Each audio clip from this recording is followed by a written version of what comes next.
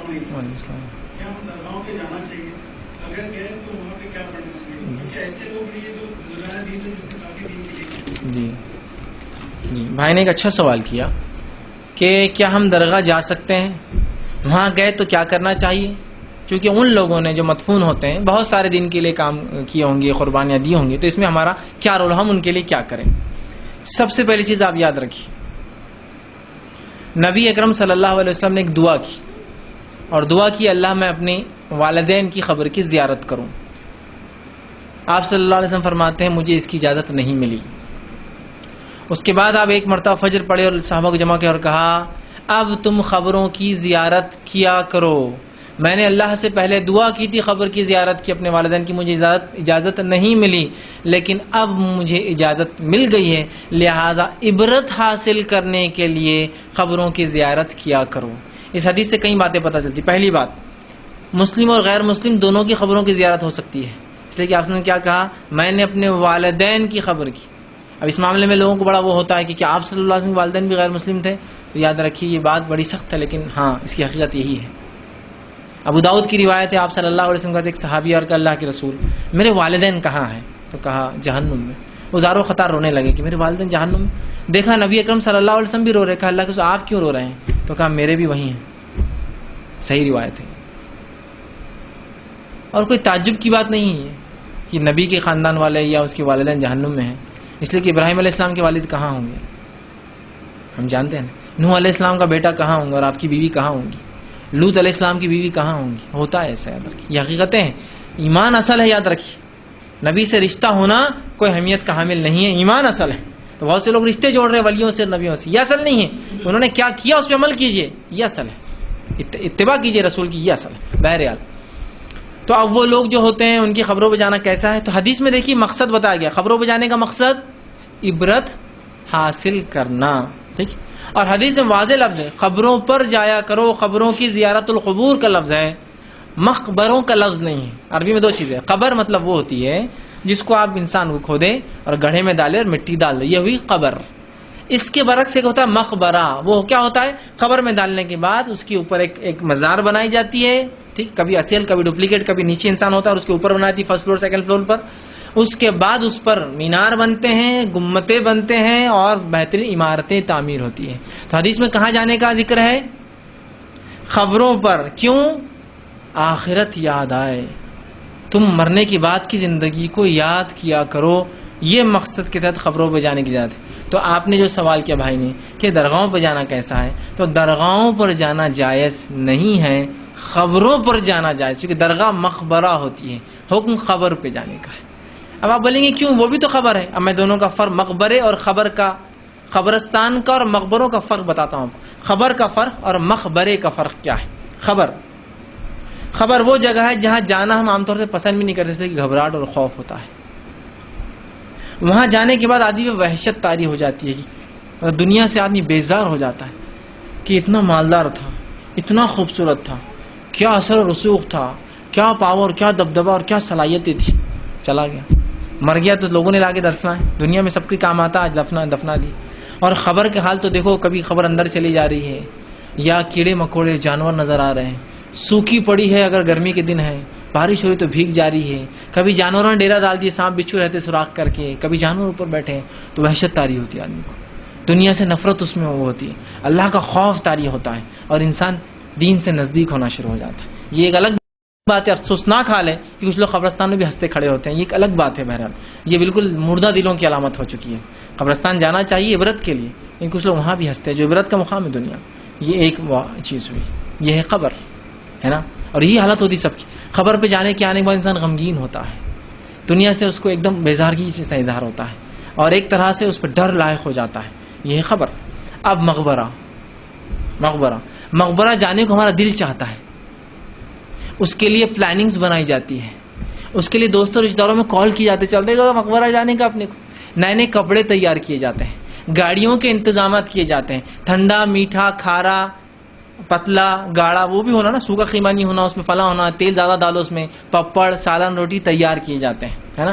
وہاں سج اور دھج کے لوگ جاتے ہیں، قبروں پہ جانے کے بعد انسان کو آخرت یاد نہیں آتی، ان مقبروں کو دیکھ کر دنیا یاد آتی ہے. یہ تو کتنا زبردست ہے نا، اپن گھر ایسا بنائیں گے اپنا، وہ فلاں دیکھو کیا کالم ہے اس کا، اپنا کالم فلاں کریں گے، کیا بناتے تھے یار پرانی بلڈنگیں وہ ہوتے ہیں. وہاں جانے کے بعد دنیا یاد آتی ہے. جب آپ ان مقبروں میں داخل ہوتے ہیں تو آپ کو خوشبوئیں آتی ہے، عبرت نہیں نظر آتی، خوشبوئیں آتی جن سے آپ کا دل ان کی طرف رغبت پاتا ہے، اور جا کر دل بولتا ہے ہاں بیٹھنا چاہیے تھوڑی دیر ہے نا. پھر وہاں مختلف قسم کے مخمل ہے، مختلف قسم کی چادریں ہیں، مختلف پھول ہے، مختلف ہمہ اقسام کی قیمتی چیزیں ہیں. سونے کے انڈے لٹکے ہوئے، شتر مرغ کے انڈے لٹکے ہوئے، چاندی کا جھومر لٹکا ہوا ہے، سونے کا فلاں لٹکا ہوا ہے، چاندی کا دروازہ ہے، کہیں زمین میں سے چاندیاں نکل رہی ہے، کہیں ہیرے جڑے ہوئے ہیں، کہیں فلاں نے یہ چادر بھیجی ہوئی تو اتنے کروڑ کی ہے، فلاں ہوا ہے. وہاں دنیا یاد آتی ہے. اس کے بعد وہاں مرد اور عورتیں ساتھ مل کر جاتے ہیں. قبرستان کہاں جاتے کوئی انسان ہے نا. پھر وہاں جو ہے رنگینیاں دنیا کی نظر آتی ہے. وہاں کبھی کبھار گانے بجانے بھی ہوتے ہیں نا، گانے، کوئی ہارمونیم بجاتے بیٹھا ہوا وہاں ایک آدھ ہے نا، لوگ جا کے پیسے دیتے ہیں اس کے سر پہ دستی باندھ کے. تو کوئی کبھی ڈھول تاشے کر رہا ہے نا، اور کبھی جو ہے ناچ گانے بھی ہوتے ہیں. صرف میوزک تک بات ختم نہیں ہوتی، ناچ گانے ہوتے ہیں. کبھی عورتیں ناچتی ہیں، کبھی ہجڑے ناچتے ہیں، دونوں میں سے کوئی ہوتا ہے، وہ بھی ہوتا ہے. پھر اس کے بعد بہرحال وہاں حجرے ہوتے ہیں جن میں جا کر انسان کا دل بیٹھنا چاہتا ہے اور وہاں انسان رہنا چاہتا ہے. یہاں خبر کو دیکھ کر انسان کا دل اچاٹ ہوتا ہے اور وہاں دنیا کی رنگینیاں دیکھ کے لوگ جاتا ہے. تو شریعت میں جو حکم ہے وہ خبروں کی زیارت کا ہے، مقبروں کی زیارت کا نہیں. یاد رکھیے یہ فرق ہے دونوں کے اندر. اب آپ کہیں گے وہ نیک انسان جس کو لوگوں نے مقبرہ بنا دیا، اب ہم کیا کریں؟ تو یاد رکھیں چونکہ وہ مقبرہ ہے، عبرت کی جگہ نہیں ہے، اور اصلی خبر چونکہ عبرت کی جگہ ہوتی ہے تو یہ مقبرے والے اتنے شانے ہوتے ہیں اصلی خبر کو نیچے رکھتے. کبھی بھی جتنی خبریں آپ کو ملیں گی ان کا ریئل خبر نہیں ہوتی، اوپر جو ہوتی ہے، اوپر جو ہوتی ہے خبر ریئل نہیں ہوتی. کبھی بھی دیکھیں کوئی بھی درگاہ پہ آپ پوچھیے راستہ کہاں ہے نیچے جانے کا، تو بولتے یہ دن کھلتا ہو نیچے ہے. نیچے رہتی مٹی کی خبر، اس پر بناتے ایک آستانہ، اس کے اوپر ایک ڈپلیکیٹ خبر. آپ جتنے بھی چادریں چڑھا رہے ہیں یہ جو بیچارے اتنا عقیدت سے کر رہے ہیں، یہ ایکچوئل خبر پہ تو آپ کو جانے کی اجازت بھی نہیں ہے، وہ نیچے ہوتی ہے. درگاہ اوپر بنتی ہے، کبھی بھی یاد رکھیے فرسٹ فلور ہوتا ہے وہ، ٹھیک ہے، نیچے ہوتی ہے، اس کے اوپر بناتے ہیں. تو وہاں دنیا یاد آتی ہے آپ کو، آخرت یاد نہیں آتی. تو اب ایسے نیک لوگ جن کی خبروں پہ لوگوں نے آستانے بنا دی اور خبریں بنا دی، مقبرے بنا دیے، تو یاد رکھیے ہم کو کسی کو ثواب پہنچانے کے لیے، مغفرت کی دعا کے لیے اس تک جانا ضروری نہیں ہے. ہم یہاں سے بیٹھ کے اللہ کے رسول صلی اللہ علیہ وسلم میں درود، یہاں سے بیٹھ کر ہم جو ہے صحابہ پہ جو ہے دعائیں، یہاں سے بیٹھ کر تابعین پر، محدثین پر، مفسرین پر اور مجاہدین پر اور دیگر لوگوں پر یہیں سے بیٹھے بیٹھے بھیج سکتے. چونکہ اگر میں اس مقبرے پر گیا جہاں لوگ شرک اور بدعتیں کر رہے ہیں تو میں کس کس کو بتاؤں گا میں شرک بدعت کرنے نہیں آؤں گا. ہاں پھر آپ کی شخصیت واضح ہونے ایک الگ چیز ہے، شخصیت آپ کی واضح ہے کہ یہ توحید پرست آدمی ہے. اب یہاں ہے تو کچھ تو بھی نیا کانڈ ہونے والا درگاہ پہ، لوگ سب فیلڈنگ ولڈنگ جما دیتے آس پاس کہ یار یہ زیارت کو نہیں آیا، ٹھیک، کچھ تو بھی لا کے بتانا آئے ہوں گے ہاں ایسا شرک ہوتا ہے، ایسی بدعت ہوتی، سمجھ رہے آپ، تو الگ. لیکن آپ کی شخصیت واضح نہیں تو کس کس کو آپ بولیں گے نہیں میں زیارت کو نہیں آیا تھا، فلاں آیا تھا. تو بہرحال اس معاملے میں احتیاط کریں. تو دعا پہنچانے کے لیے آپ کو کوئی اس سے نزدیکی پاس جانا ضروری نہیں، دور سے آپ بھیج دیں دعا، اس کے لیے مغفرت کی دعا، اور وہ انشاءاللہ عزیز کافی ہو جائیں گا. لیکن بہرحال خبروں پہ آپ جائیے افضل ہے، مقبروں کی اجازت بہرحال نہیں دی جا سکتی. کسی نے ایک سوال کیا کہ رسول اللہ صلی اللہ السلام علیکم ورحمۃ اللہ وبرکاتہ. سامعین اور ناظرین، ایڈوکیٹ فیض سعید کے حوالے سے مختلف زاویے سے اسلام اور بانی اسلام محمد رسول اللہ صلی اللہ علیہ وسلم کی شان اقدس میں شریعت پر افتراء اور ان کی شان میں گستاخیاں کئی زاویے سے میں نے اس سے پہلے بھی بقرعید کے حوالے سے اس کا ایکسپوز کیا ہے. آج جو اس کلپ میں آپ نے سنا، اور اس کلپ میں جو خاص طور سے 2-3 باتیں قابل ذکر ہیں، اس میں سب سے پہلی بات یہ ہے کہ حضور صلی اللہ علیہ وسلم کے والدین جہنمی ہیں، معاذ اللہ رب العالمین، صد بار معاذ اللہ رب العالمین. اس سلسلے میں میری کلپ ہی ہے حضور صلی اللہ علیہ وسلم کے والدین کا ایمان. zianiyya.com پر آپ جائیے، یوٹیوب پر جا کر زیانیہ ماریے، مل جائیں گے. پھر بھی اشارہ کر دے رہا ہوں کہ اللہ پاک نے حضور صلی اللہ علیہ وسلم کے والدین کو یہ خصوصیت اور اعزاز بخشا ہے کہ جس روایت میں جہنمی ہونے کی بات ہے وہ اعلان رسالت سے پہلے کا پہلو ہے، اور جس وقت رسول اللہ صلی اللہ علیہ وسلم کو یہ حکم نہیں دیا گیا کہ آپ قبرستان سے ان کو اٹھا کر زندہ فرمائیے، جو آپ کا معجزہ ہے، اور اس پر ایک نہیں کئی دلائل ہیں. خصوصیت کے ساتھ سورہ شعراء کی آیت نمبر 219 اور 218 218 219 میں آپ دیکھیے اس کی تفسیر میں الذی یراک حین تقوم وتقلبک فی الساجدین، اے حبیب مکرم آپ کا آدم سے لے کر کے عبداللہ تک منتقل ہونا ساجدین میں اللہ پاک دیکھ رہا ہے۔ ظاہر ہے ساجدین اسی کو اللہ کہے گا قرآن میں جو مومن ہو، موحد ہو، مشرک کو تو ساجدین کہے گا نہیں۔ خیر، تو صراحت النص یعنی عبارت النص سے ثابت ہے، لہذا حدیث وغیرہ جو ابو داود بول کر کے نکل گئے ہیں، صحیح ابو داود، مسئلہ جب آتا ہے پھنسانے کا تو بخاری اور مسلم کے علاوہ بھی ان کو حدیث نظر آنے لگتی۔ صحیح ابو داود کی حدیث ہے، قرآن سے جب نص صریح سے ثابت ہو جائے حضور صلی اللہ علیہ وسلم کے والدین کا ساجدین میں ہونا، تو اب دوسری اگر حدیث اس سے معارض ہو تو اس کو صحیح طور پر تطبیق کرنی چاہیے، جس کی صحیح تطبیق یہ ہے کہ خود انہوں نے کہا کہ اللہ تعالیٰ سے انہوں نے اجازت مانگی زیارت کی تو زیارت کی اجازت مل گئی، اور مغفرت کی اجازت مانگی تو مغفرت کی اجازت نہیں ملی۔ یاد رکھیے۔ اچھا، اس سلسلے میں ایک اور بات جو کہی معاذ اللہ رب العالمین، وہ یہ کہ اس سے معلوم ہوا کہ مومن اور غیر مومن، مسلم اور غیر مسلم دونوں کی قبر کی زیارت کرنا جائز ہے، معاذ اللہ رب العالمین۔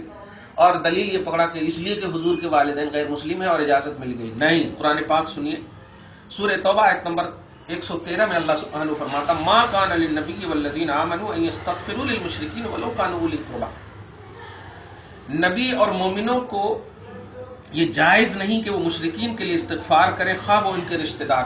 ظاہر ہے قبر کی زیارت جو غیر مسلم کے پاس جاتے ہیں کس لیے؟ اپنے فائدہ کے لیے۔ انہوں نے کہا قبر آخرت کی یاد کے لیے، آخرت کی یاد کے لیے، ایسا نہیں ہے۔ قبر کی زیارت اصل یہ ہے کہ دعا کریں جا کر کے، اگر وہ مطلب اللہ والے ہیں تو ان کے وسیلے سے دعا کریں، یا پھر ان کے وسیلے سے اپنے لیے دعا کریں، اور اگر گنہگار وغیرہ ہیں تو ان کے حق میں دعا کریں، یہ ہوتا ہے، ورنہ بلا وجہ ٹائم پاس کرنا مقصود نہیں۔ اچھا، اس میں یہ کہہ سکتے ہیں کہ وہاں استغفار سے روکا گیا ہے، زیارت سے روکا نہیں گیا، ٹھیک ہے۔ اور حدیث میں بھی یہی ہے کہ دعا کی اجازت نہیں دی گئی، مغفرت کی اجازت نہیں دی گئی۔ تو ایک اور آیت کریمہ جس میں دو پہلو کا اس میں جواب ہے۔ پہلا پہلو کیا تھا کہ مسلم اور غیر مسلم دونوں کی قبر، جبکہ دوسری آیت میں سورہ توبہ آیت نمبر 84 میں ہے، اللہ سبحانہ فرماتا لا تصلی علی احد منہم مات ابدا ولا تقم علی قبرہ، کہ کافرین میں سے کوئی بھی، مشرکین میں سے کوئی بھی، غیر مسلم میں سے کوئی بھی مر جائے تو اس کی جنازے کی نماز بھی نہیں ہوگی، ولا تقم علی قبرہ، اور حبیب ان کی قبر پر آپ زیارت بھی نہیں کر سکتے، لا تقم، کھڑے بھی نہیں ہو سکتے ان کی قبر پر۔ تو یہ تو ایک دم نص صریح ہے۔ کیوں؟ انہم کفروا باللہ ورسولہ وماتوا وہم فاسقون، فاسق کافر یہ سب ہے کوالٹی۔ مشرکین کی قبر پر کیسے کھڑے؟ یہ تو سب سے بڑا گناہ ہے، کافر اور فاسق کی قبر پر کھڑے نہیں ہو سکتے۔ تو اس نے جو کہا کہ مسلم اور غیر مسلم دونوں کی قبر کی زیارت کر سکتے، معاذ اللہ، یہاں تو نص صریح کا انکار ہے۔ لا تقم یعنی لا تقم نہیں کا صیغہ ہے جو تحریم کے لیے حرام ہے، مطلب یہ کہ غیر مسلم کی قبر پر کھڑے ہونا حرام ہے رسول پاک ہی کے لیے خاص طور سے۔ تو اگر ماں باپ ان کے غیر مسلم ہوتے تو قرآن پاک کی اس آیت کریمہ پر کیسے رسول اللہ عمل کرتے؟ جب رسول کو خاص طور سے، مومن عام لوگوں کو بھی نہیں، رسول ہی کو کہہ رہا اللہ پاک نہیں کھڑے ہوئیے، غیر مسلم کی قبروں پر کھڑے نہ ہوئیے، اس کا مطلب یہی علمی خیانت ہے، اسی سے جاہل ہے یہ ایڈوکیٹ۔ دنیاوی طور پر جو تحقیق کر لے انگلش وغیرہ دیکھ کر کے، ایگزیکٹ ان کو مطلب علم شریعت نہیں ہے، اس کو دھیان رکھیے گا۔ سورہ توبہ آیت نمبر 84 میں غیر مسلم کی قبر پر کھڑا ہونا حرام ہے، قرآن سے ثابت ہے، اور حدیث وغیرہ یہاں پر نہیں لانا، جب قرآن سے ثابت ہو جائے نص صریح سے، اور معارض تو اور بھی نہیں لانا کیونکہ قرآن مقدم ہے، اس کو دھیان میں۔ ایک بات، دوسری اور سب سے اہم پہلو، میں نے والدین کے ایمان کا بھی مسئلہ بتا دیا آپ کو، سورہ شعراء آیت نمبر 219 اور 218 219، اور غیر مسلم کی قبر کی زیارت بھی حرام ہے، بتا دیا ہم نے۔ اب یہ سوال یہ ہے کہ قبر اور مقبرہ کے بارے میں تھوڑی سی اس نے توضیح کی ہے کہ قبر کہتے ہیں اس کو جو مطلب کوئی مرے تو ڈال دینا اور پھر اس کے اوپر مٹی ڈال دینا، اور مقبرہ اس کو کہتے ہیں نہیں 3 فلور 5 فلور بنانا، یہی ہے علم اللغات سے جہالت۔ میں یہاں پر مصباح اللغات کے ذریعے جو پوری دنیا میں ڈکشنری کی زبان میں کتاب ہے، اور تقریباً میں سمجھتا ہوں کہ اس کی جو الف بے جہاں اللہ وہ 1000 سے زائد پیج ہیں، یہ مصباح اللغات، ہاں 1020 پیج پر مشتمل ہے مصباح. مصباح مانے چراغ، لغات مانے ڈکشنری زبانوں کی. اس کے سلسلے میں آپ کو بتا دوں کہ قبر اور مقبرہ کسے کہتے ہیں. دیکھیے یہاں فرمایا جاتا ہے کہ قبر کہتے ہیں انسان کے دفن کرنے کی جگہ کو، جس کی جمع قبور ہے. قبر ہے سنگولر اور قبور ہے پلورل. ماشاءاللہ. تو اب آپ مقبرہ کس کو کہتے ہیں؟ فرماتے ہیں مقبرو المقبرتو والمقبرتو والمقبرتو والمقبرتو. اس کا معنی بولتے ہیں قبرستان. ایک قبر کو قبر بولتے ہیں، ایک کو دفن کے قبر بولتے ہیں. اور جہاں خوب قبر ہو تو قبرستان قبر کے مطلب دفنانے کی جگہ ہے. پورے قبر کو مطلب مقبرہ بولتے ہیں. جیسے مسجد سجدہ کرنے کی جگہ کو تو وہ کسی ایک ہی جگہ کو نہیں بولتے، پوری جگہ کو بولتے ہیں مسجد. تو ایسے ہی مقبرہ اور قبر میں کا یہی ہے. مقبرہ ایسا نہیں کہ مطلب درگاہ کو بولتے ہیں. درگاہ کی جو عربی ہے، درگاہ یہ پرشین لفظ ہے، درگاہ کی عربی روضتن ہے. اور مقبرہ بھی لے سکتے ہیں، قبر بھی لے سکتے ہیں. اس لیے کہ اب آپ بتائیے رسول اللہ صلی اللہ علیہ وسلم کی روضہ پاک بولتے ہو، آپ روضہ پاک بولتے ہو، کیوں؟ یہ ادب کا جملہ ہے صرف، ورنہ قبر اور مقبرہ میں کوئی شرعی طور پر فرق نہیں ہے. جو بھی اگر نیک ہے تو اس کو روضہ بولتے، درگاہ بولتے، اور عام ہے تو اس کو قبر بولتے. بس فرق یہی ہے. تو یہ علمی طور پر ڈکشنری سے بھی غیر واقف تھا یہ، اور ہے. آپ لوگ اہل سنت والجماعت خصوصیت کے ساتھ بچیے اور ایسی ویڈیو سننے سے رکیے، کیونکہ ہمارے ماں باپ جنت میں جائیں گے، اور حضور صلی اللہ علیہ وسلم کے ماں باپ کے سلسلے میں اتنی جرأت کہ وہ جہنم میں ہے. معاذ اللہ رب العالمین. ارے صحابہ کرام، ہے آخری جملہ سنیں، صحابہ کرام کی تو شان یہ ہوتی تھی یا رسول اللہ میرے ماں باپ آپ پر قربان. واہ واہ جملے پہ، اور ہر مطلب پہلو میں صحابہ یہ کہتے تھے میرے ماں باپ آپ پر قربان. تو جن کے بیٹے پر پوری امت کے ماں باپ قربان، ان کے ماں باپ کیسے جہنم میں جائیں گے؟ استغفر اللہ معاذ اللہ. جہاں کہیں بھی ایسی روایت ہے، وہ روایت اعلان رسالت سے پہلے یا حضور صلی اللہ علیہ وسلم کو جو خصوصیت دی گئی ہے کہ آپ قبر سے ماں باپ کو اٹھائیے اور ان کو زندہ کیجیے اللہ کی عطا سے، اور ان کو کلمہ پڑھائیے، صحابہ بنائیے. ارے ایک اور مثال لو نا بھائی، حضرت عیسیٰ کی یہ شان ہے کہ مردوں کو وہ زندہ کر دیں. رسول اللہ صلی اللہ علیہ وسلم کی اتنی مطلب یہ کہ اتنا مجبور ہے کہ وہ اپنے ماں باپ کو زندہ نہیں کر پائے. استغفر اللہ معاذ اللہ. اس لیے یہاں پر قرآن پاک سورہ شورى آیت نمبر 218 219 دھیان میں رکھیے، اور مطلب آیت سورہ توبہ آیت نمبر 84 دھیان میں رکھیے. غیر مسلم کی قبر پر کی زیارت کرنا حرام ہے، حرام ہے، حرام ہے، قرآن سے ثابت ہے. اور یہ ایسے جاہل مولویوں، اور ایسے مولوی بھی کیا کہیں، ایسے جاہل شخص سے آپ لوگ بچیے. اللہ پاک آپ کو ہم سب کو ہدایت کاملہ عطا فرمائے. ایک بات اور اس میں رہ گئی ہے، وہ یہ کہ اگر وہ نیکوکار ہیں تو آپ ان کے لیے دعا کیجئے. یہ ایک دم ذاکر نائک کے جملے ہیں، ان کے لیے for them not to them, یہی کا مسئلہ ہے کہ آپ گھر بیٹھے ان کے لیے دعا کیجئے. اور رشتہ کام نہیں آتا، یہ جملہ ہے، رشتہ کام نہیں آتا. آپ میرے ویڈیو سنیں گے تو سمجھ میں آ جائے گا. الاخلاء یومئذ بعضهم لبعض عدو الا المتقین. قیامت کے دن اچھے سے اچھے رشتے ادھر ادھر ہو جائیں گے، لیکن متقیوں کا رشتہ ایک دوسرے کو کام آئے گا. ایسا نہیں ہے. نبی خود فرماتے کل نسب و حسب منقطع یوم القیامت الا حسبی و نسبی. سارے حسب و نسب منقطع ہو جائیں گے قیامت کے دن میں، میرا نسب اور میرا حسب کام آئے گا. کہنا یہ ہے کہ رشتہ کیسے کام نہیں آئے گا. اب آپ یہیں سے دعا کرنی ہے. اتنے آپ مطلب یہ ہو گئے 1400 برس کے بعد، اور وہ صحابہ تابعین بزرگان دین، ان کے حق میں آپ لوگ دعا کریں گے اور ان کو اللہ تعالیٰ فیض دے گا. معاذ اللہ. قرآن پاک ہے، اللہ سبحانہ فرماتا سورہ فاتحہ میں دیکھیے، الحمدللہ رب العالمین الرحمن الرحیم مالک یوم الدین ایاک نعبد و ایاک اہدنا الصراط المستقیم. یہ اللہ ہمیں سیدھی راہ چلا. قیامت تک لوگ یہ دعا کرتے ہیں، اے اللہ ہمیں سیدھی راہ چلا. مطلب کیا ہے سیدھی راہ؟ سورہ اسی کے آیت نمبر 6 میں آپ دیکھیے کہ انعام یافتہ بندے کے راستے کو سیدھی راہ کہا ہے. اور سورہ نساء کے آیت نمبر 69 میں فرمایا نبی، صدیق، شہداء اور صالحین. مطلب اے اللہ ہمیں نبی، صدیق، شہداء، صالحین کے راستے پر چلا. یعنی ہم ان کے لیے نہیں بھیجنا، ان کی تمام باتوں کو ہمیں فالو کرنے کے لیے اللہ سے دعا کر رہے ہیں. اے اللہ ہمیں ان کے راستے پر چلا، یعنی ان کی طرف سے. To me to them not یہ مفہوم ہے، صحیح ہے نہیں؟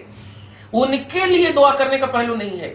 आयत करीमा ये कह रही है कि नबी, सिद्दीक, शुहदा और सालिहीन जो है उनके रास्ते को हम फॉलो करना, उनको हम फॉलो करना, उनके लिए हम भेजेंगे। तो इसका मतलब ये कि वो हमें फॉलो करना हमारे भेजने को, माअज़ल्लाह नहीं। और दूसरी आयत करीमा सूरह तौबा आयत नंबर 19 में या अय्युहल्लज़ीना आमनू तक़ुल्लाह व कूनू मअस-सादिक़ीन, ए ईमान वालो डरो अल्लाह से और रहो सच्चों के साथ। यानी हमें ऑर्डर किया गया है उनके साथ रहना, वो हमारे साथ रहे ऐसा नहीं है। लेकिन यहाँ जो कहा गया उनके लिए दुआ करना, उनके लिए दुआ करना नहीं, ये बहुत बड़ी बेअदबी है उन अल्लाह वालों की बारगाहों में जो नबी, सिद्दीक, शुहदा और सालिहीन, और इन लोगों का काम ही है बेअदबी करना। आप इनसे बचिए। हम उनके लिए दुआ नहीं, उनके वसीले से हम अपनी मग़फ़िरत की दुआ करते हैं, ये अकीदा होना चाहिए। इसलिए कि उनका नबी, सिद्दीक, शुहदा और सालिहीन होना ये बहुत बड़ी बात है, एजाज की बात है, इज्जत की बात है और करामत और शराफत और अजमत की बात है। लिहाजा उनके वसीले से हम दुआ करें। या अय्युहल्लज़ीना आमनू तक़ुल्लाह, सूरह माइदा आयत नंबर 35 में, ए ईमान वालो डरो अल्लाह से और अल्लाह तक पहुंचने के लिए वसीला तलाश करो। वसीला अपने आप को तलाशेंगे। ये लोग अमल लेते हैं, अरे नबी का अमल है, तुम्हारा अमल इक्वल हो सकता। वो एक खर्च करें उनके गुलाम सहाबी और आप पूरे पहाड़ के बराबर सोना खर्च कर दें, फिर भी अल्लाह पाक जो है कि बंदो तुम उनके बराबर नहीं हो सकते। इसलिए हम उनको फॉलो करना है, वो हमें फॉलो नहीं करेंगे। अल्लाह पाक आपको हम सबको सही समझ